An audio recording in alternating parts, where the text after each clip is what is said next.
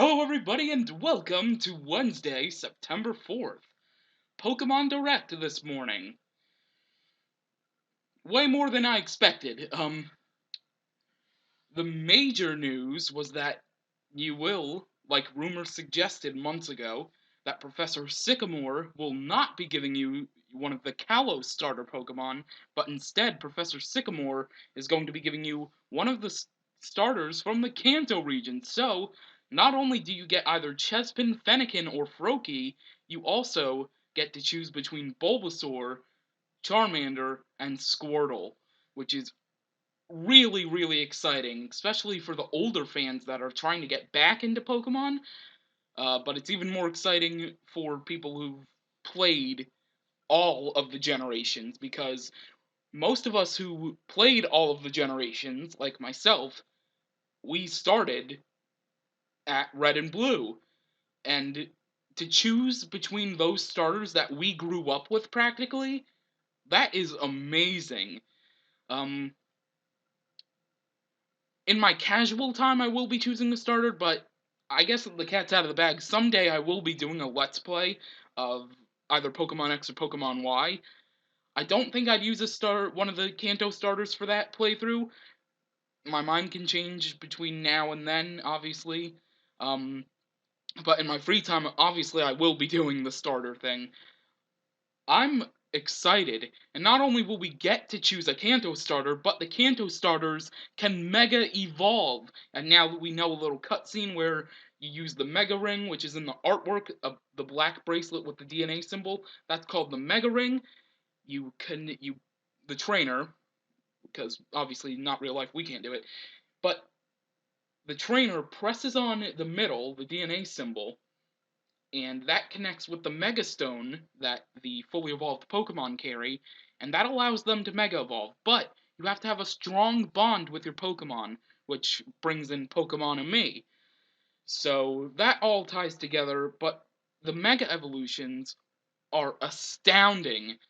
Um, Venusaur kind of got the shaft out of the Mega Evolutions, and on screen while I'm talking about this, I will show images of the Mega Evolutions.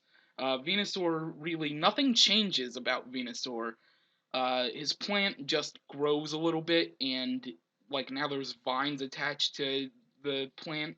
It's a little bit taller, and now he has a petal like on his main plant on his forehead. So Venusaur really got the shaft out of the designs, I feel. But still, he looks pretty cool. Then we get to Mega Charizard. Mega Charizard looks astounding. He looks like an actual dragon, which fans of the series have been hoping for a reclassified type of fire dragon for a long time. And sadly, Charizard's Mega Evolution is not Fire Dragon. It's still Fire Flying, but still, I mean, he looks like a legitimate dragon now, which is awesome because people have considered Charizard a dragon Pokemon since basically Generation 1. And then probably my favorite design out of these three, Mega Blastoise. Mega Blastoise, his two cannons from his original concept on his back becomes one big one in the middle of his back, and now he has two cannons on his arms. Arm cannons! This is awesome! I love the Mega Blastoise design. It's probably my favorite of all of them, even though I love Charizard a lot.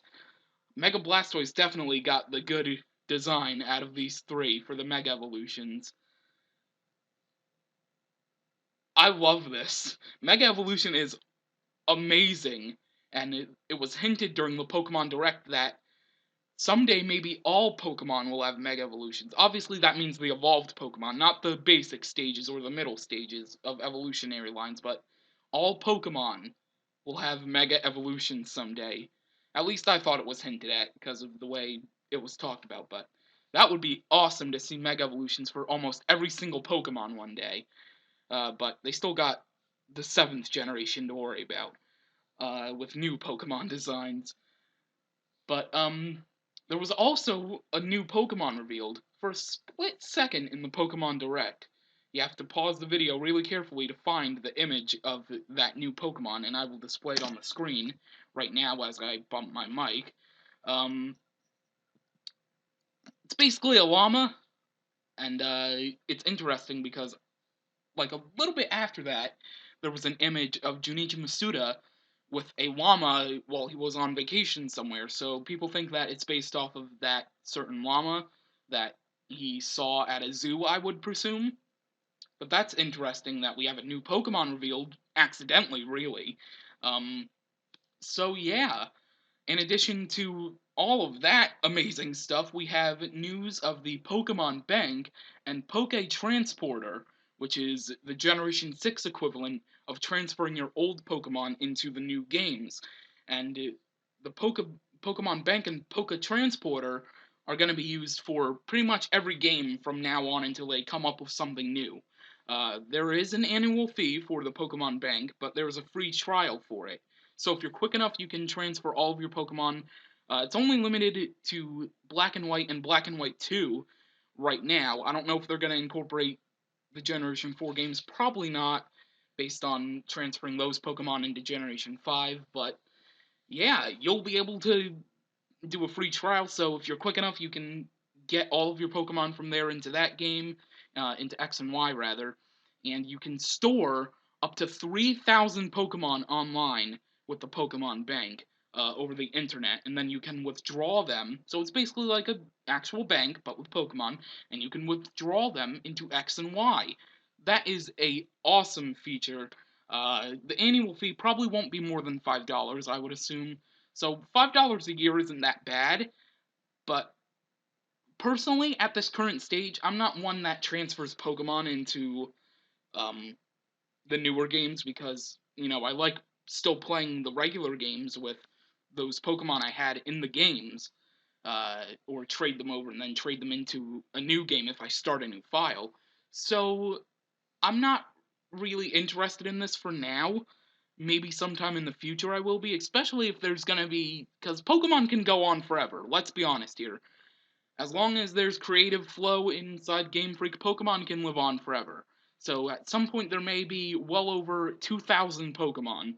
When that point hits, if I'm still alive, then I'm definitely gonna use Pokemon Bank. But for now, not so much. But that's really all that was there for Pokemon Direct.